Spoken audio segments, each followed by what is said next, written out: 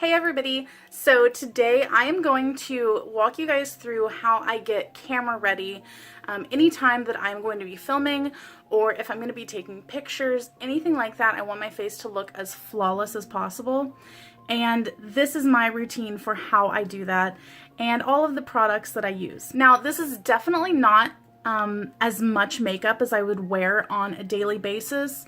That's of course just personal preference. If you like this much on a daily basis, that's cool. If you don't like this much, that's cool.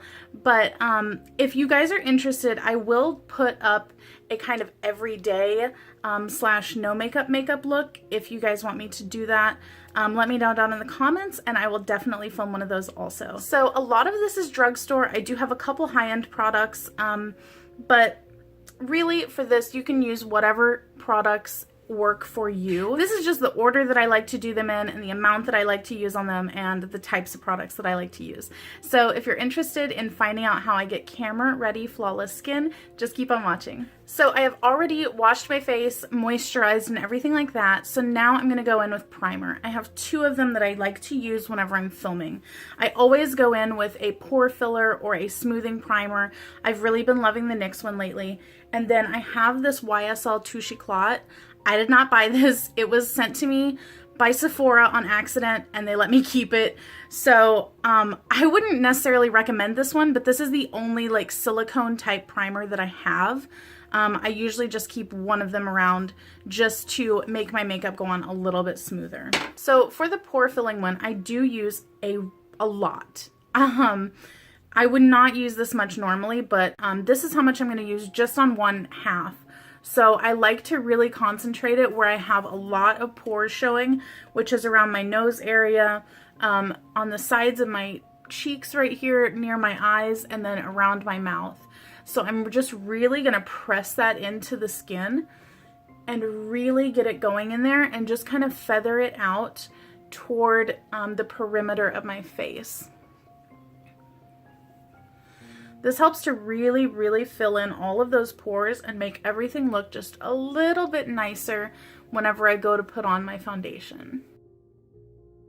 Now I do use an eye primer, but I feel like I have like some little like, almost like chicken skin type of texture going on. So I do like to just put this on here, just right on the top of my eye so that it can really fill out those little bumps also.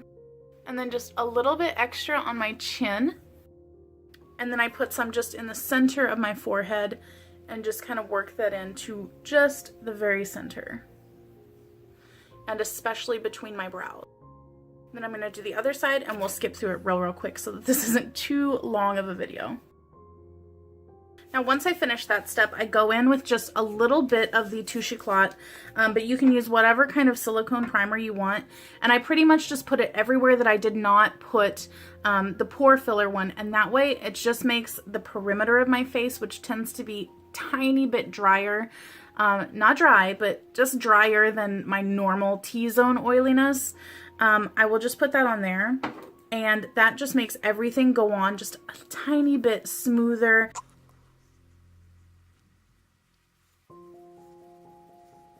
The next step I like to do is correct my under eye circles, and then I will go in with foundation over top of it and then normal concealer. So I like to use this NYX Dark Circle Concealer. I have it in the color medium because I wanted that more like salmon-y color. It looks a little bit yellowy peach on here, but it's definitely salmon in person. So I like to just take some of that on my ring finger and just really liberally put it under my eyes and right up into the corner of my eyes. And then I will just blend it in a little bit with my finger. So you can see already, even though it's not my skin tone color, it does make this one significantly better in terms of darkness than this one. Now, I feel like for me, all of these products that I put under my eyes, it doesn't look the best in person, but that's why I don't go in with all these products whenever I'm actually going to be like, you know, just going out doing normal girl stuff, not YouTube stuff, or taking like, you know, Christmas card pictures and things like that.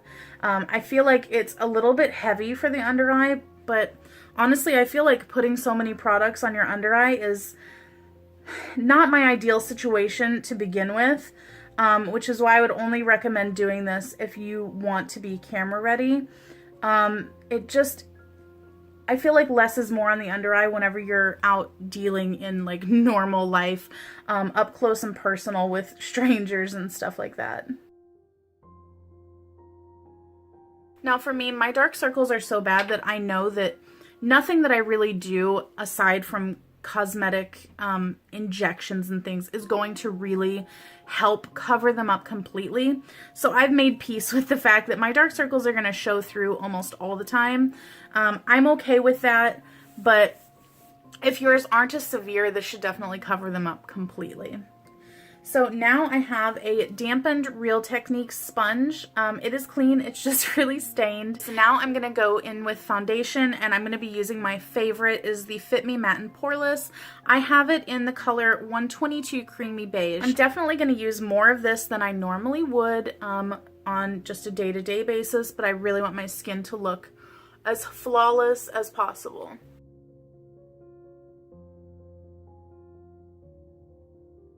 And then we'll just start blending that in.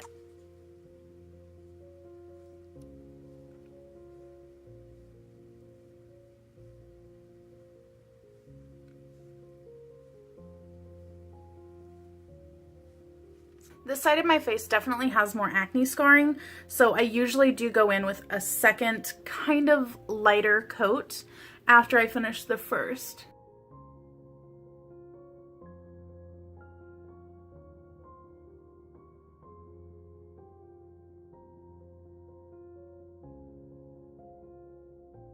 Okay, and then we're just gonna zoom through the other half because it's pretty much the same.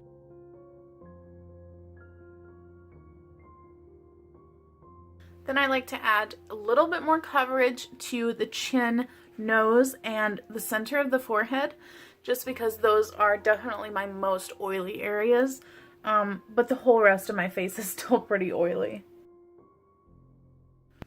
And then the last part of foundation is my two problem areas are just the very like tops of my cheeks right here. For some reason, the foundation never seems to really go on them as evenly as the rest of my face. So I always go in the very last step with a tiny bit more foundation and just concentrate it right there.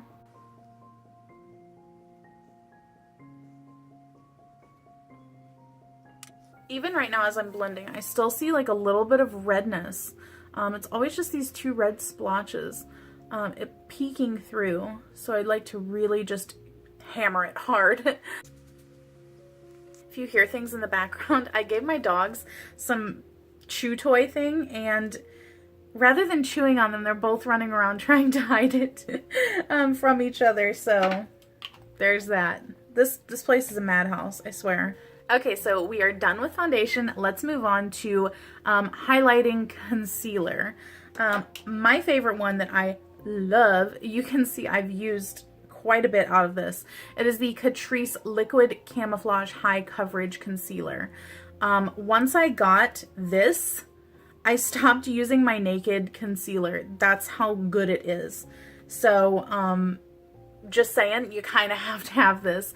Unfortunately, they don't have a lot of shade options, so if you're on the fair to kind of medium side, this is pretty much a must-have.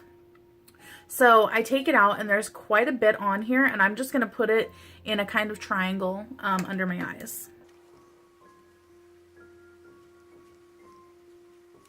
Now, because this does tend to dry a little bit quickly, I like to do them separately rather than putting it both on at the same time. And then I'm just going to use the same sponge and just blend it out.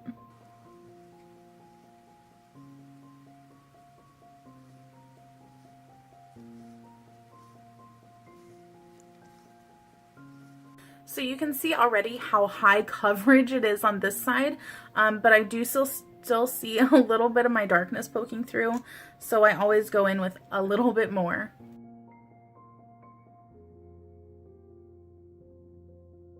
So this I feel like is pretty good. Whenever I look in the mirror up close, I can still see the darkness, but guys, that's just how it always is with me. Nothing truly covers it up completely, and I don't feel comfortable going in with too many more layers of product because I'm still going to put powder on it. So next we're going to go over to the other side, and I will meet you after that.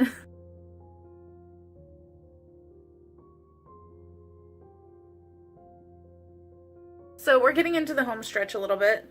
After that, I take just a little bit, put it in the center of my forehead, down the center of my nose, on my cupid's bow, and a little bit on my chin. And then I just blend that out. I forgot to tell you, I'm in the color number 10 porcelain in this. It's, as you can see, a little bit lighter than my skin tone, but it worked really well as a highlighting concealer. Okay, so that's all blended out pretty darn well. Okay, next is powder. I have two different powders that I use. Again, it's kind of like with the primers. I like to use one on the perimeter and one everywhere else. So to set my under eyes, I always have to check because I have tiny lines under here and the foundation and concealer settles in there. So I like to take the very tip of this and just kind of brush inward to get rid of any extra product buildup. That way everything lays nice and lightly without settling and caking up into those little lines. Okay, there we go. So the one that I use for my under eyes and then my T-zone is the Milani Powder Foundation, Even Touch Powder Foundation, and I use it in the color number 2 Fresco. This is pretty much my skin shade. I don't really like to use super bright powder on my under eyes. I just found that it really doesn't look good on me. It's not a good look, and this still keeps it nice and light from the highlighting concealer, but it tones it down just enough so that I don't look so clownish. That extra bright stuff it doesn't work for me. I tried baking and that also does not work for me. It just looks terrible. You know, some things are not meant for everybody. Just like some clothes are not meant for everybody. Guys, I can't do a crop top to save my life. I don't think I would be caught dead wearing one, but that's just me. And just like with that, I cannot do the baking. It's not gonna happen. And then I'm gonna take a powder brush and put that down the center of my face. And I like to just pat it in. That way it doesn't really move my foundation too much. And I like to really get the corners of my nose because that's where it always seems to break down on me. And then I'm also just going to do a little bit right here where I had that concealer.